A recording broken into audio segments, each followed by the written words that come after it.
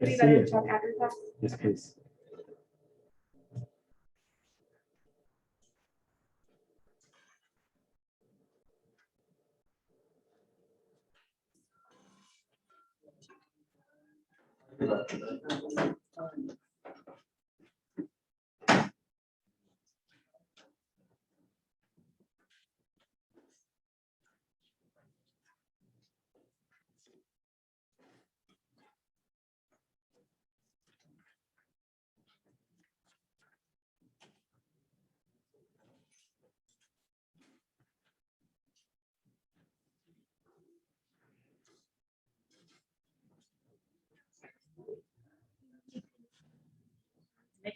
What's that?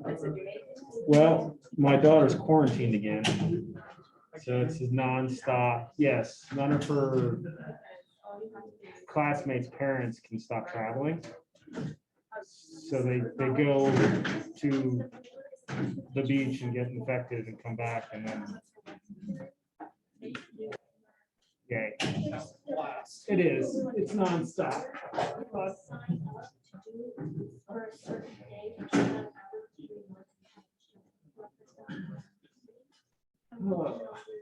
I listened to a podcast yesterday and I'm kind of curious as to what you think now. The podcast is about whether or not there are mountain lions in the south outside of Florida. currently, Yeah. okay. No, No, no. it was, the whole podcast was about, apparently there are two types of people, those who have seen mountain lions in the south, and those who haven't. And it was all about whether they're actually here. Okay.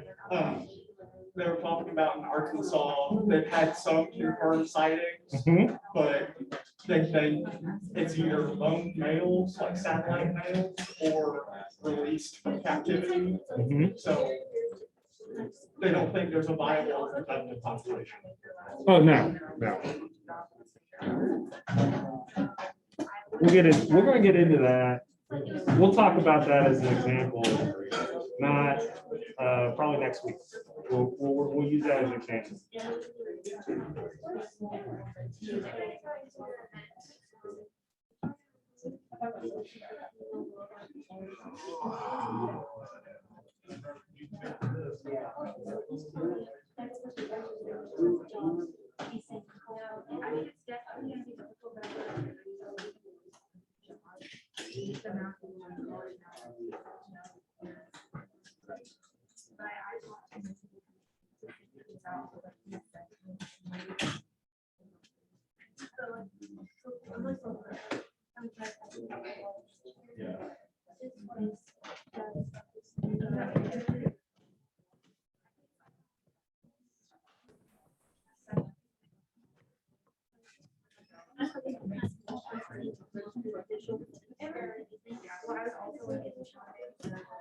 To this point, should I be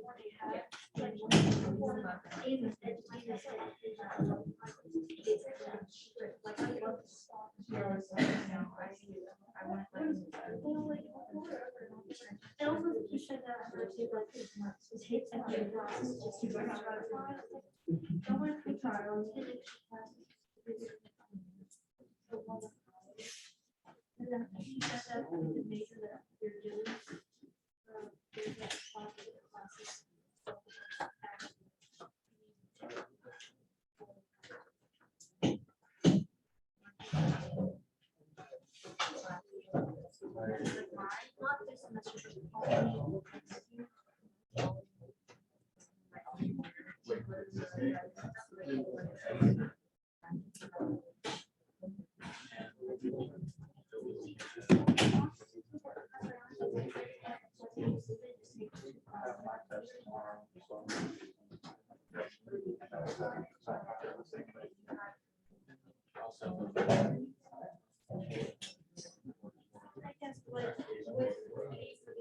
classes.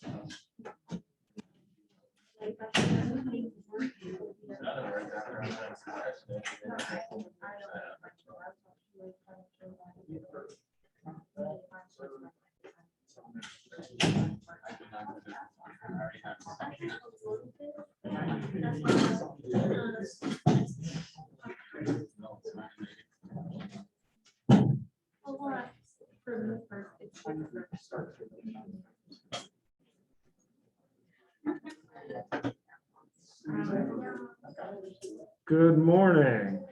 How are we all doing? Good. Happy Tree Week? No, I'm in forestry. I have to say that. All right. So as I kind of mentioned last lecture, we're going to start moving into math. All of you are capable of performing the math that's required for this course. I do not expect you to be population modelers by the time we're done. I do expect you to have a decent grasp on how to understand whether a population is growing or not growing, and where or why it's not growing or is growing. So we're going to move into a little bit about population and population growth. And how do we determine if a population is growing, the types of growth curves that exist, and so on. But to put it in perspective on why this matters and why we need to have the ability of predicting if a population is growing or not, or whether or not a population is expected to grow. Wisconsin wolf population. Okay. Most of you are probably familiar with at least seeing in the news that there's a whole bunch of legislation about delisting wolves. If they get delisted, all the states that are going to try to then potentially call up to 80 to 90% of the population. So why did we get to this point? Well, to give you a little background, here is the agreed upon wolf population, okay? So this is incorporating all the stakeholders. This is your ranchers, this is your PETA, this is biologists, homeowners, basically everyone that would potentially be impacted by wolves in the state. This is the hope of the population that they wanted. And they all said, this is a good number, we can deal with that. This is the thought on how the population would grow over time. This is how the population actually grew. If you're a rancher in the middle of wolf territory, or if you're a deer hunter in the middle of wolf territory, and you see an estimated wolf population of 4,000, when way back in the beginning you agreed upon 500, you think you'd be pretty excited? No. So this is why that's all kind of, let's call 90% of the population, because they're trying to bring it back down to what they agreed upon. Whether or not this number is actually meaningful and correct, it doesn't matter because it's what everyone wanted to be at. Yes. Is it sustainable to be that low? Yes. That is true. You can, so the population at 500 can deal with ebbs and flows of disease or a disaster that may take out the population. Remember that we started way back here. Mhm. So if it drops down to here, we're still going to be able to kind of recover, especially given what we know about how the population actually grows. So they tend to recover quite well. All right. So let's talk about how populations grow and the three basic growth forms. There's the two easiest ones to understand. Arithmetic, okay? That is basically this constant growth over time. Every time unit, the population grows at the same rate. So you get a straight line. Geometric is a constant rate of increase per unit. So this is a good one to think about because we've been hearing about it in the news constantly with COVID in terms of how fast COVID can spread based on the number of cases in the environment. So the more cases you have, or the more animals you have in the environment, the higher and faster the population can grow. Then we get into this third one, which is the logistic growth rate, where it's basically very similar to geometric. However, there's constraints. That's slowing. So that's, what we talked about, that's carrying capacity, right? So there's environmental conditions that are slowing this curve down. This is how most of our wildlife populations are managed and expected to grow, especially our game species, and especially those species that are on the R spectrum. Questions on those three?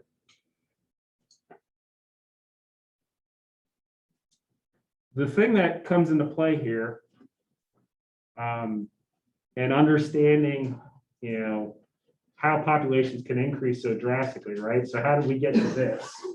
Well, it has a lot to do with this idea of biotic potential, right? And understanding biotic potential is really important for each species. That's what went wrong here. They didn't think wolf populations had the potential of growing at such a rate. So they estimated that it would probably just grow more like the arithmetic model and not so much like geometric. So biotic potential is basically if you remove mortality and any kind of environmental limitation, how quickly can a population expand? So this is a maximum number of reproductive effort per year, every year without death. You start off with 2 quail. Each quail, 14 chicks. Or each of those 2 quail, you produce 14 chicks. Keeps going, right? So after 5 years, if all those quail are still alive and reproducing at maximum rate, your area would be the quail hunter's dream at almost 66,000 or 65,000 quail. This is something, if you are managing for a species that's going to get harvested, this is what you're hoping for, is get as close to biotic potential as possible, because it allows you to have the most animals for harvest. Do you think this ever happens? No. Basically, no. The only time we ever see this is when we have a reintroduction and nothing is limiting to the animals. There's no competition. There's food everywhere. There's basically no disease. And all of a sudden, this is not slowing down, right? We haven't hit K. So they're still going towards their biotic potential.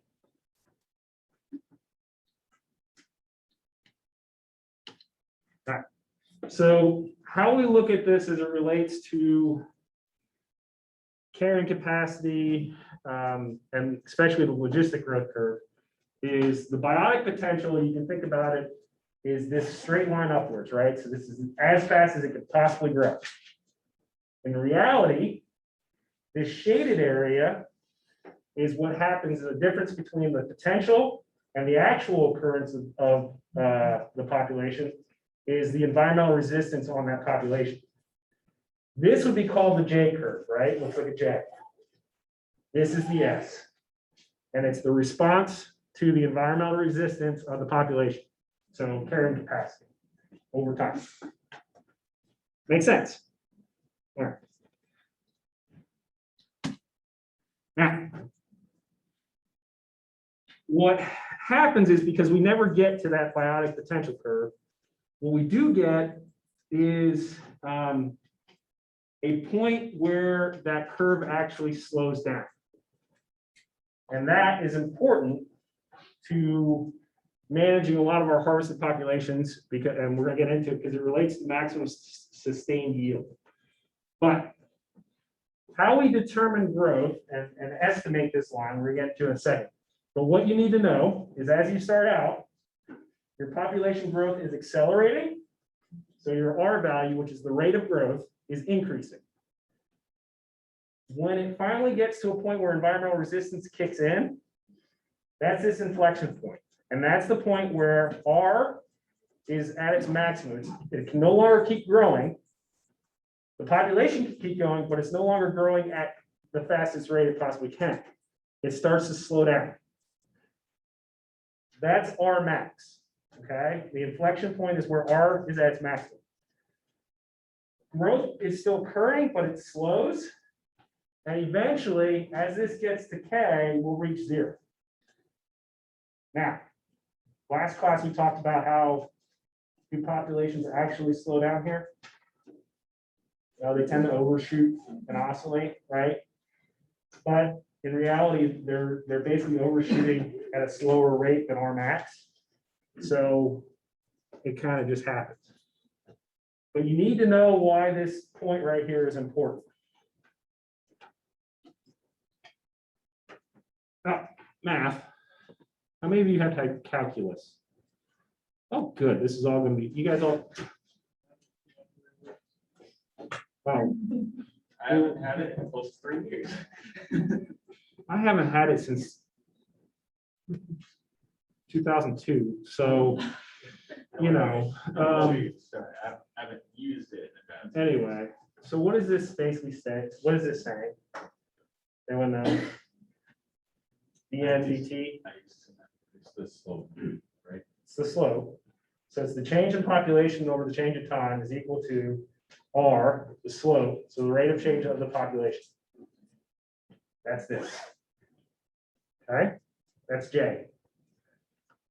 Now, we're going to throw in this crazy idea that the environment says you can't have unlimited number of animals.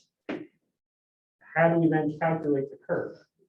Well, K is our resistance, it's our restrictor.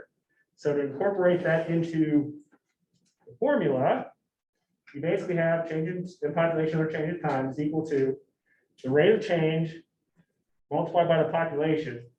However, the restrictor here is the maximum number of animals that can be in existence subtracted by your actual population at that point in time, right? So that changes as you cross this line. So the closer you get to this point, the more this number restricts your rate of change. Does that make sense? Okay.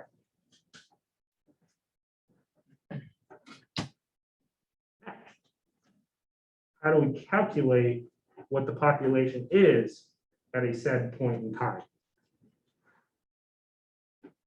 Well, right? It's not that hard. I swear. All right. Well, that arrow just got thrown all over the place. So this is what we call a closed form solution. It's basically, we assume that there is no immigration, emigration, right? The population is closed. Closed means no animals leaving, no animals coming in. So at any point in time, we can actually determine what the population is if we know what our starting value is, what our carrying capacity is, and what our R is. All right. We're gonna get more into this. Hold on. Just know that the formula exists.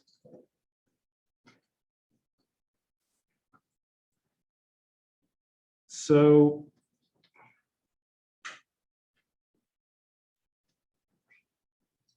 if we have time down here, right? We have an initial value. So this is basically just algebra. You guys all familiar with little e here? Okay. What is the well, hold on, we'll wait till we get to we're gonna practice, do some practice problems. Dealing with this, so if we assume that, so what are the problems with trying to use this equation to determine whether or not a population is growing or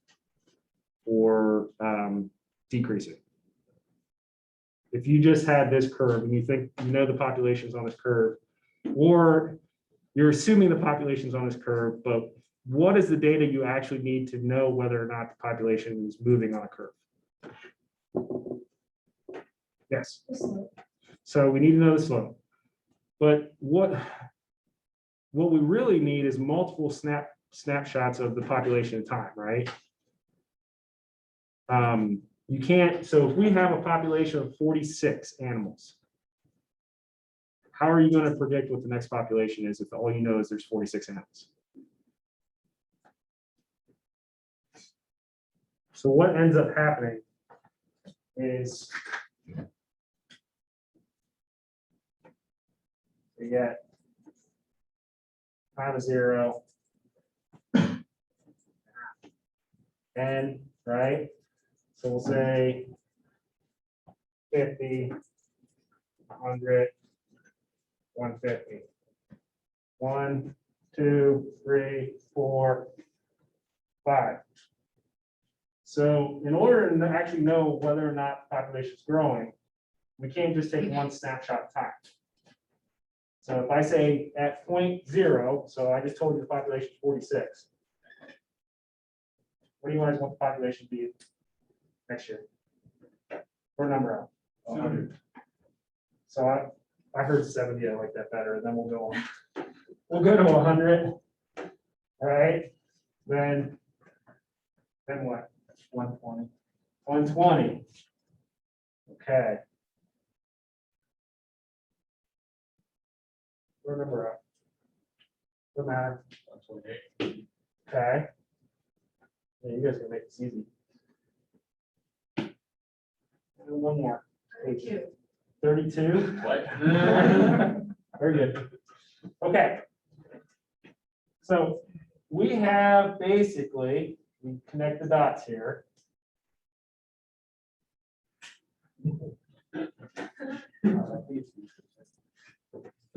We have the ability, right? Slope. Right? Slope, change, R. How do we calculate slope? Change the population of the change in time. Okay. Try again. That's close. Rise of a run like this. So we're very LLD, we're very close. So it's just change of population, right? From point 1 to point 2. So this was 46 and 72. We can do math in your head really quickly. What's our R? 24. No, 26. Oh, wait, yeah, okay. Then 72 to 100. Now what was the next one? 120, what was it? Those are just 120. Okay, then 20, We're in 128. and then 8. You get the calculator, get your out there. Well, 128 to Would you say 32? 32? 32.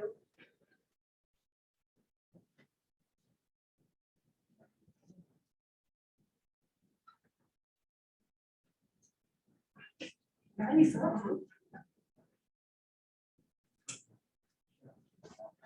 Shake that real good. All right, so what we see is we have a growth, okay, and we have a slowing of growth. So this is working out okay. It's not as steep as that, but we have a small growth, an accelerated growth, decreasing growth, and everyone died.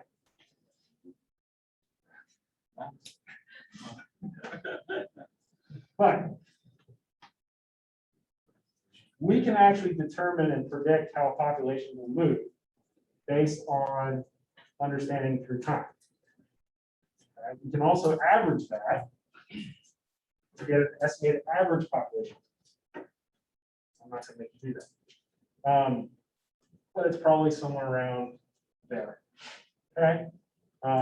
Now, if we were to assume what our predicted is, our predicted would have probably been right about here. And more than likely, what you'd say for your population, if you were trying to figure out your person carrying capacity, just with this data, you can say you're probably a person carrying capacity because you're starting to slow down. There's resistance to growth. What it appears is carrying capacity is probably somewhere down here based on our last number. Why do I say that? Population crash. Crash. So there you threw in a. What else could cause this? Could it be that carrying capacity is actually that low? I think that's some catastrophe or environmental disaster happened. Correct. So you have to understand what causes drastic changes and how do you do that? Well, if there's a hurricane, you pretty well understand that it's a major disaster. That's not normal. It's becoming more normal. But you monitor for things like disease, You could have an inbreeding depression, which wouldn't happen that quickly, but it could. So just saying that you can apply a curve to determine a population, the growth rate of population is, you can if you have numbers. And the more numbers you have, the better your prediction. So the more data you gather over time, the better you can understand the population. Okay. So what is R for your purposes? It's basically the slope of the logistic growth curve, and it is equal to first minus x. There's a couple different R's. There's the max, which we talked about. And where's the max? What's that point called on the curve? There's that name of the point. Starts with an I. Inflection point, yes. Okay. So there's also RS, which is the survival fertility rate of increase. And that's more related to growth given the existing habitat conditions. There's the mean, which we talked about, and that's observed over years of data being collected. And then there's RP, which is the potential rate of growth if released from a limiting environmental factor. Okay. So these can be things like nesting structures being limited. There's a lot of predators in an area and you go in and do a predator removal program. That would then release the population from something that's limiting. Does everyone have this? You guys are all very quickly. I'll wait. I forgot my coffee.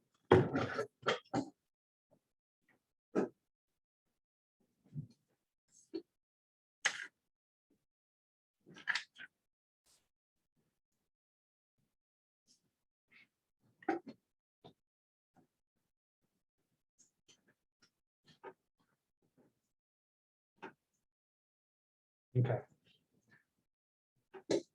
So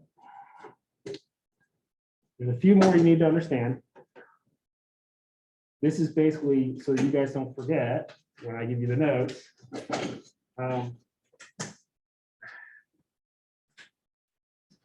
The big thing to think about when you look at R, and I put it up here, right?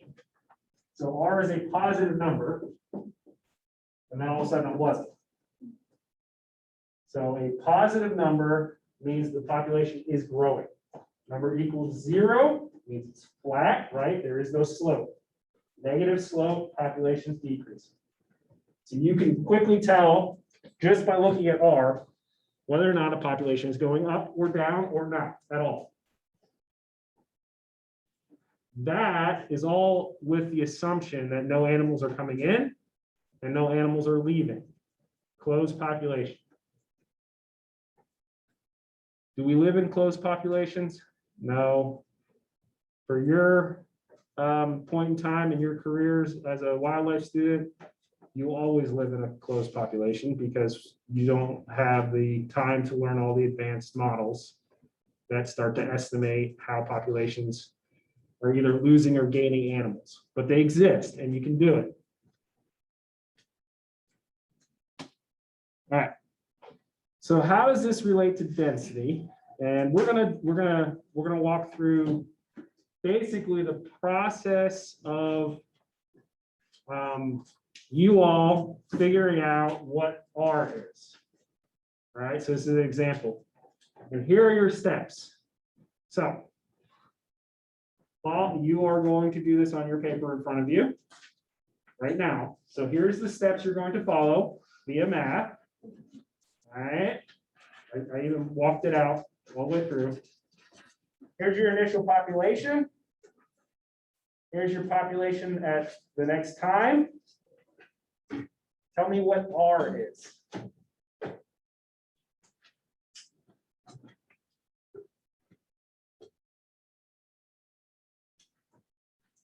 By the way, this is lambda.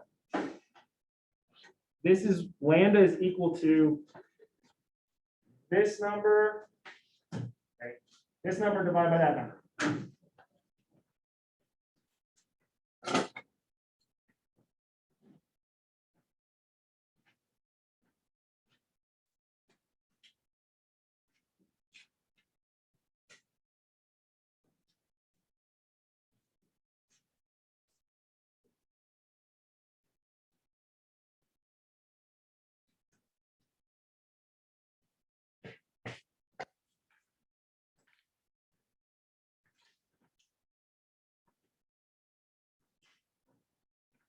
you all have your phones, the calculator that comes on your phone has the ability to do this. So, no fancy calculators needed.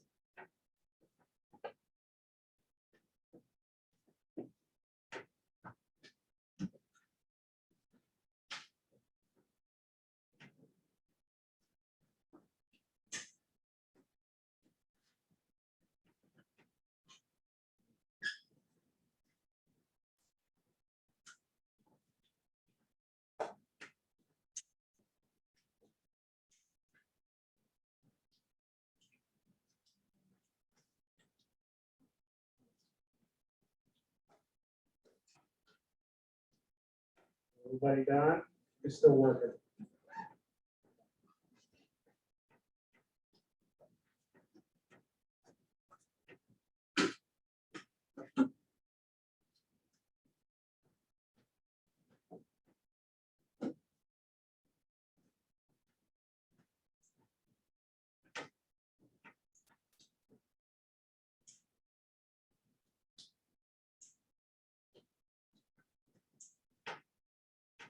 Another 20 seconds.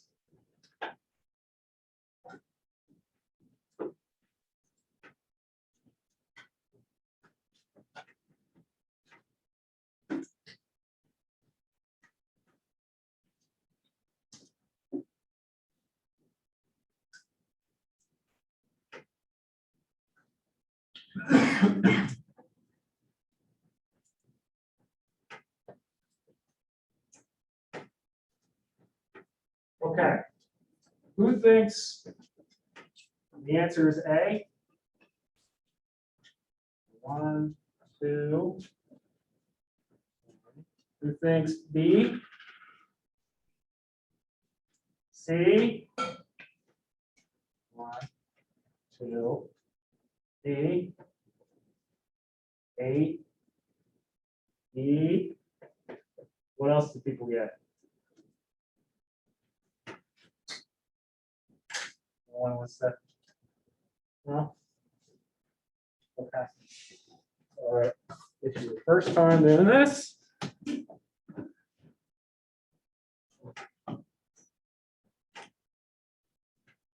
So lambda, okay, here is equal to new population number divided by old population number, 1.2. That's the rate of change in the population.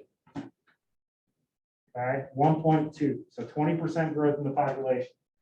Is that R? No. Okay. So if we plug that through here and you do algebra, okay, you're basically just taking ln logarithm of lambda to get R. And it equals 1 point, I think it's 1.78 something, something, something. Right, or not 1 point, 0.178 something, something, or just 0.18.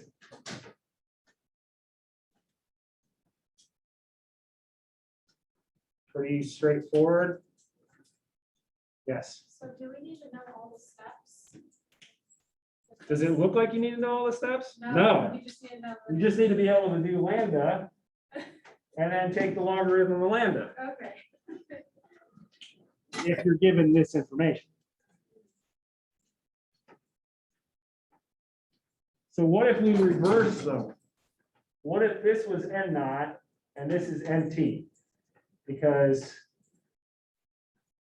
Jansen caused something to happen. What's our R value? Well, you guys tell me. Is the slope the same? It's not. right? Because this is a 20% growth. Is this a 20% reduction?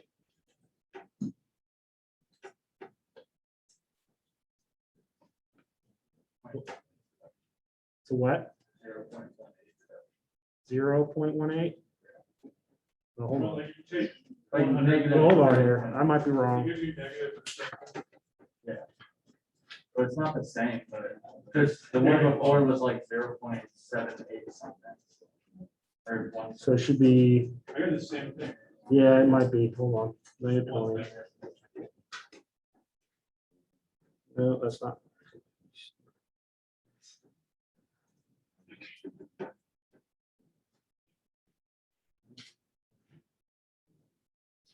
Remember how I said it works on all your phones? Does not. All right. You get it to work on your phone? Show me. I can't get it to work right now. Oh, yeah, I don't know. how to use your phone.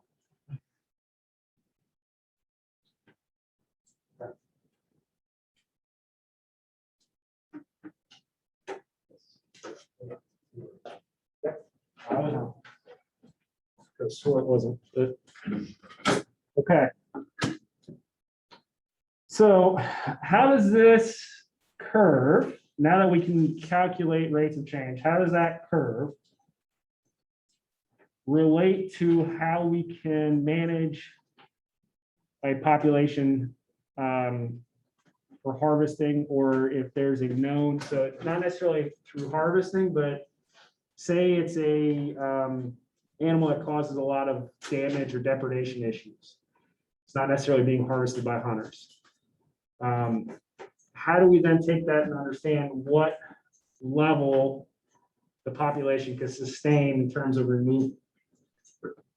Well, if it follows the general curve, okay, where our slope is the highest at the inflection point, so that's half of the carrying capacity is where that kicks in.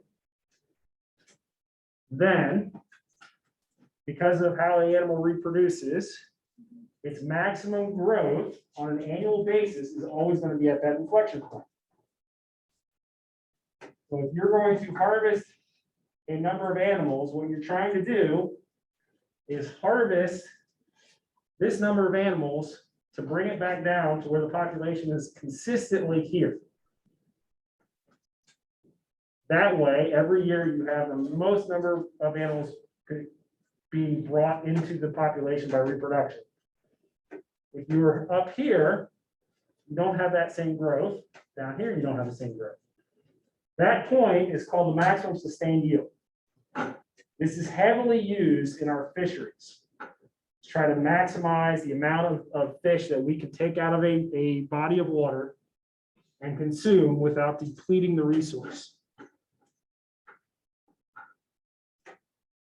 Okay, we're gonna get into that a little bit more next class. All right, so we're gonna skip back a little bit to life tables.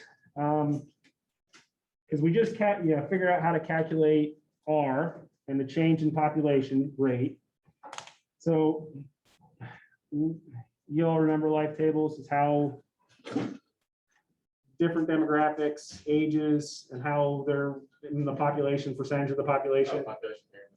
Yeah, so you can monitor how population changes over time by looking at a life table.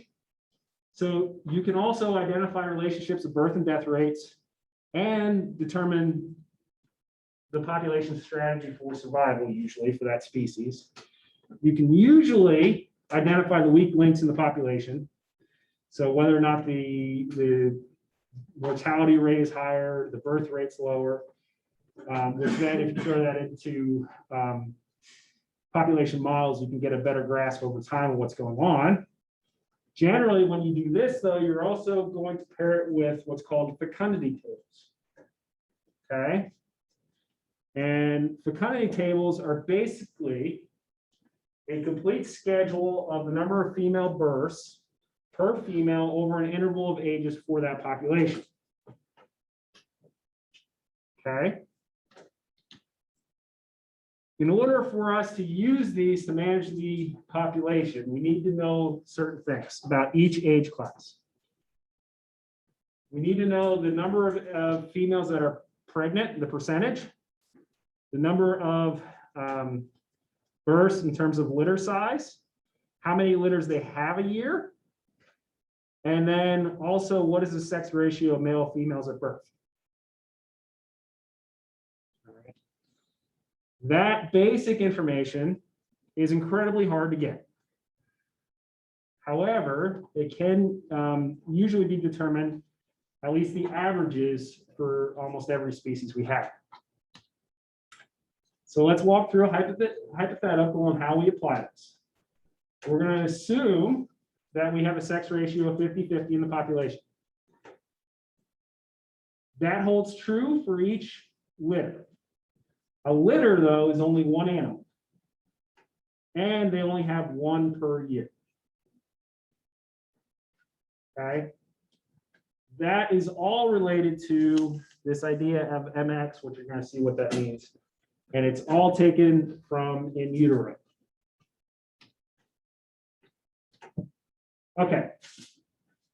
So here's the number of ages, or the different ages we have for this species. Going from 0, born this year, to 8 years old. This is just the number of animals that were sampled for that age. Number of lactating animals or pregnant animals that were sampled out of this group. Okay. This is related to the number of females born from this age based on what we collected from here. So you're basically taking this number and dividing it by twice this number to get to MX, number of females per litter. All right.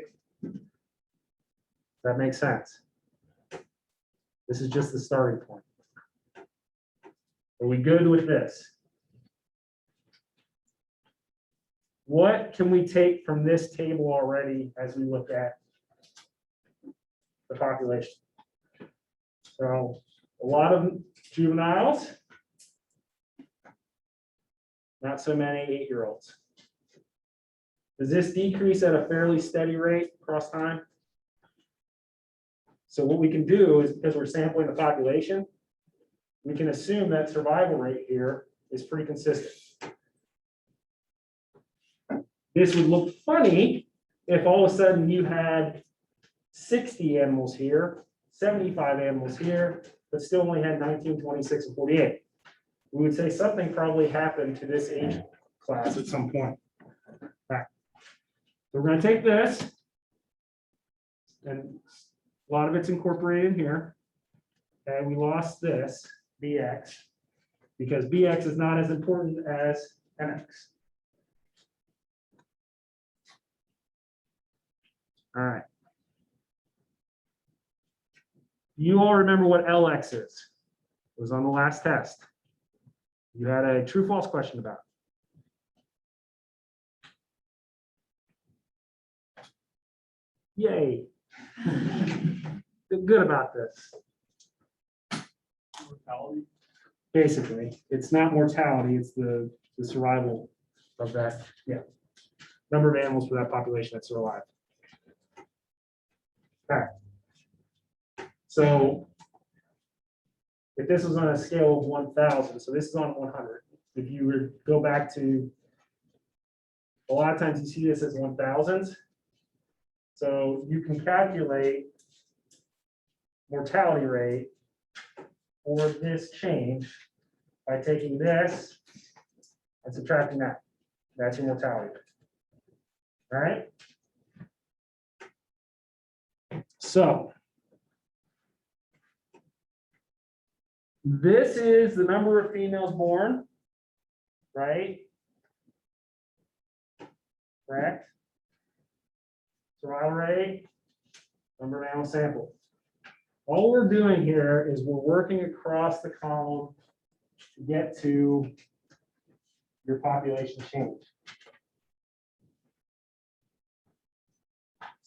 You guys see the, literally the saying, you multiply this by this to get this number. All right.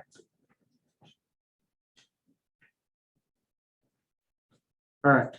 Why does this matter? The SCA trends here. Is population increasing, decreasing? Remember, stable, stationary, declining? It doesn't look like it's increasing. It's increasing. Think it's decreasing? Why? What? Well, the.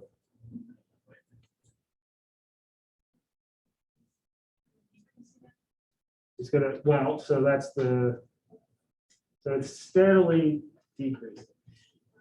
Right? So it's kind of, it's like this one here. Okay. Or it's somewhere here, probably closer to here actually, because we look at our mortality rate is pretty stable right here. So it's pretty fat bottom. However, what's our reproductive success? Where's most of our reproductive success? Is it here or here? That's hilarious. So they've got to get to here. Okay. So you have about 40% of your females are getting to where they're at their peak of reproductive to contribute. Looks like it increases for you 6 and 7. Not quite a peak, but still pretty high. So I didn't want to scare you guys too much. We will get into this table and using this to calculate R, but not today. Okay. What we are going to calculate though, is you can use these tables to determine generation time. Why would we care about generation time? Or does anyone know what generation time is?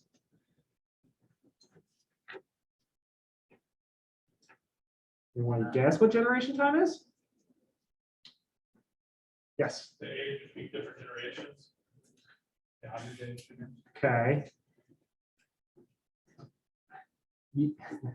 So what does it mean? So it's a certain point, right? So human generation time is what? Usually. 20. Right? How do we determine what human generation time is? Usually when someone has a child. So to reproductive success, right? Average time of reproductive success. Somewhat close to that. So Like people could have children as late as their 30s or as early as 19 or 20, but oftentimes, at least in America, it's mid-20s, isn't it? yeah, so the actual like turnover time for the population, how long may take you to actually basically what's the actual word I'm looking for here? I'm sorry. To replace yourself, in essence, right? So to replace the level of your population. Now, I lied, we're gonna do R. So our net reproductive rate is basically looking at your number of daughters, the number of females born in a generation. All right, T plus 1, so next set, divided by the number of females in that generation. And you can get to that by simply summing your LX MX line. So if you add all of these up, you will get to your value of 0.67. And that is your net reproductive rate.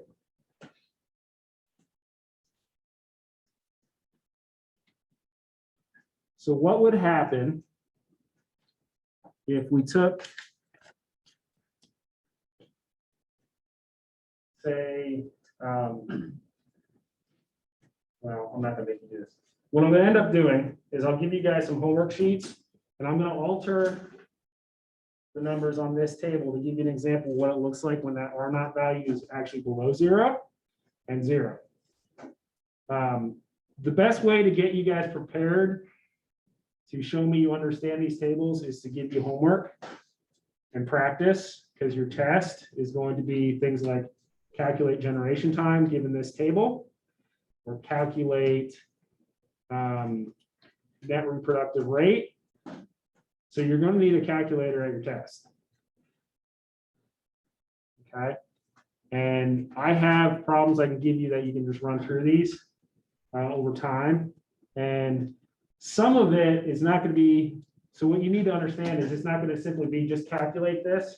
It's also going to tell me a management strategy related to this population given this situation. All right. If this is numbers for a bat population in Lexington, and Lexington wants to know if they need to put more bat structures out to help increase bat productivity because they think the population is falling, is that the case? Now, unneeded expenditure. That makes sense. All right. Any of this, we just need to go over this multiple times. Okay, this is get your starry eyes over it. It's a lot of numbers just in columns, but the calculations to go from here to here to here to here are relatively straightforward. Okay. Questions? Is this lower than what? It will be up right after class. Okay. Yes, Is there any species that doesn't fit J curve at all? that does the J curve at all? Yeah, like does it get like extremely close to it, like where the population skyrockets? So is there a species that has no environmental resistance? Or at least very, very few. that you can- Hogs. Feral hogs would be probably the closest thing to it in North America that I can think of. They just go. They eat everything. Nothing eats them other than humans, and we're not very good at it. So, you know, I could pull up the map of feral hogs from when we first really started monitoring the population, like 1970. And it's in like, I don't know, maybe 150 counties in the South along the coast. And if you look at it now, where Texas alone has 5 million to 25 million hogs in basically 20 years, from an estimated starting population of probably like 30,000. Yeah. Yeah, they're pretty jagged. Which is why we care so much about trying to stop them from getting established. Because once they, so, all right, we'll get into something real quick. So if you're dealing with an invasive species, how many, or is anybody in Dr. Risky Kenny's invasive species class? No? All right. Anyway, if you're trying to control an invasive species, because in the fact that what makes them invasive is they generally have very little of this, the most important time to find them and stop them is down here.